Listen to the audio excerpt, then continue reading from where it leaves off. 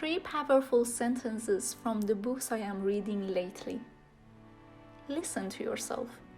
Listen to your soul. Feel your emotions and try to understand yourself. All these sentences are giving me confidence to be myself and be proud of myself. It is amazing that our original us knows about our values, our goals, and what we want to accomplish. We just need to take time and be with ourselves to find out. It's like putting a time aside for learning new skill. This is the same. For me, taking the time to draw my meditation is taking time for me and understanding myself, my original self.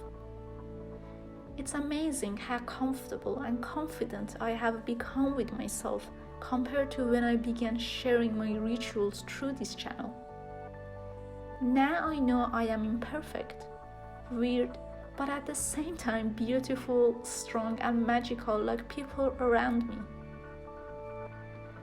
It has been really hard for me working on my self-growth while life is the same.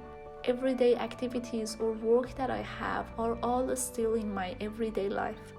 But beside all, I am taking time for myself too. I learned how to manage my time to have my me time.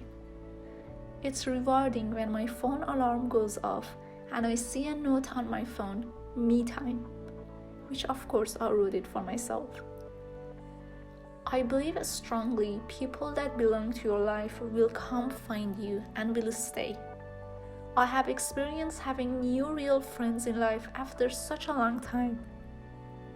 Thinking to impress people to like you is a waste of time. Working hard on yourself and your goals opens doors for new opportunities, new people, and meaningful experiences in life. Remember, you have been through a lot but still standing.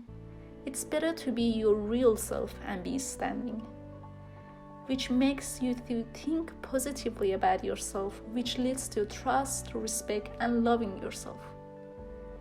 Look to the stars you have in your darkest moments in life.